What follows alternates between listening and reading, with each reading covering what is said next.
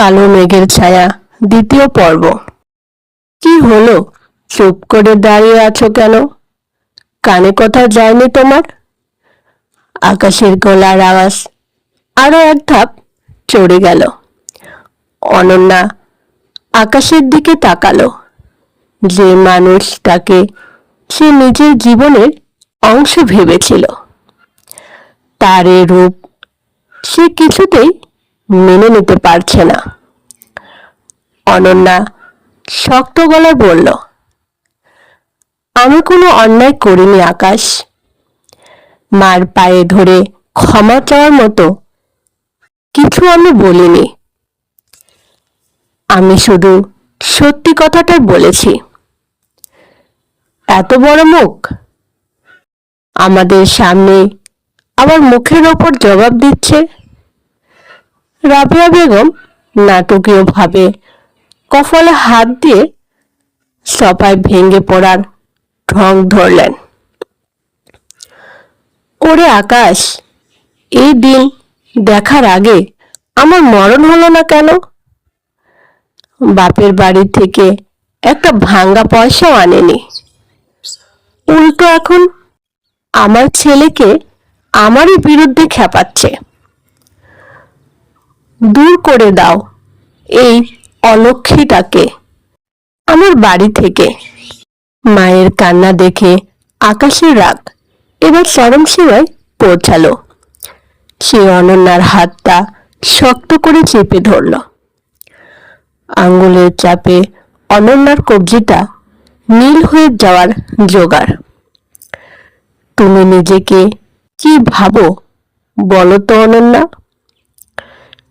এই বাড়িতে থাকতে হলে আমার মায়ের কথাই চলতে হবে। এক্ষুনি ক্ষমা চাইবে নাকি অন্য ব্যবস্থা করতে হবে? আকাশের চোখ দিয়ে যেন আগুন ঝরছে। অনন্যা তীব্র যন্ত্রণায় হাতটা ছাড়ানোর চেষ্টা করল, কিন্তু পারল না। চোখের জল উপচে পড়লেও সে আজ নিজের সিদ্ধান্তে অটল রইল। সে মাথা নিচু করল না। হাত ছাড়ো আকাশ, তুমি একটা কাপুরুষ। অন্যায়টা তুমিও দেখছো, তাও মায়ের অন্ধ ভক্ত সেজে আছো। অনন্যা বলেই ফেলল। থাপ্পড়টা এসে পড়ল অনন্যার বাঁ গালে। জ্বরের তীব্রতায় সে ছিটকে গিয়ে পাশের টেবিলের কোণায় ধাক্কা খেল। কপালের পাশটা কেটে গিয়ে ফোঁটায় ফোঁটায় রক্ত পড়তে শুরু করলো। কিন্তু ঘরের কারোর মনে বিন্দুমাত্র দয়া হলো না। শ্বশুর মকবুল সাহেব এতক্ষণ খবরের কাগজ পড়ছিলেন। তিনি চশমাটা নাকের ডগায় নামিয়ে নির্বিকারভাবে বললেন, আকাশ, ঘরের মেয়ে ঘরেই শাসন করো, বাহিরে যেন আওয়াজ না যায়। পাড়ার লোকে আবার কি ভাববে? আকাশ অনন্যাকে আর কিছু না বলে টেনে হিঁচড়ে নিয়ে গিয়ে রান্নাঘরের পাশে একটা ছোট স্টোররুমে ধাক্কা দিয়ে ফেলে দিল। বাহিরে থেকে ছিটকানিটা আটকে দিয়ে বলল, আজ সারা রাত এই অন্ধকার ঘরে থাকো। অহংকার যখন কমবে তখন বাহিরে বের হবে। ভেতর থেকে অনন্যার দরজা ধাক্কা দিতে লাগলো। আকাশ দরজা খোলো। আমি কি অন্যায় করেছি আকাশ? কিন্তু ওপাশ থেকে কোনো সাড়া এলো না। একটু পর ড্রয়িং রুমের লাইট বন্ধ হওয়ার শব্দ আর হাসাহাসির আওয়াজ পাওয়া গেল।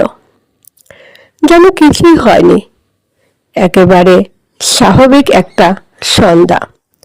স্টোররুমটা ঘুটঘুটে অন্ধকার।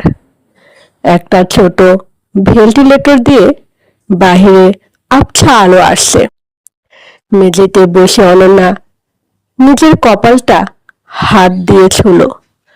রক্তে হাতটা ভিজে গেছে, ব্যথায় মাথাটা ঝিমঝিম করছে। সে অন্ধকারের দিকে তাকিয়ে কাঁদতে লাগলো। এই কি তার অপরাধ যে সে একটা মধ্যবিত্ত পরিবারের মেয়ে? তার বাবার সামর্থ্য নেই বলে তাকে এভাবে বন্দী হতে হবে? বাবার মুখটা মনে পড়তেই বুকটা ফেটে যেতে চাইল অনন্যার। বাবা যদি জানতেন তার আদরের মেয়ে আজ এই অবস্থায় আছে, নির্ঘাত হার্ট অ্যাটাক করতেন।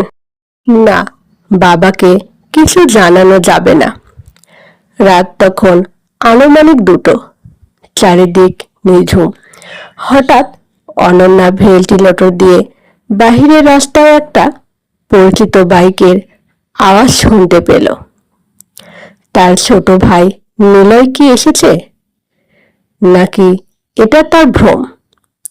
হঠাৎ দরজার বাহিরে হালকা খসখস শব্দ হলো। কেউ যেন খুব সাবধানে ছিটকিনিটা খুলছে।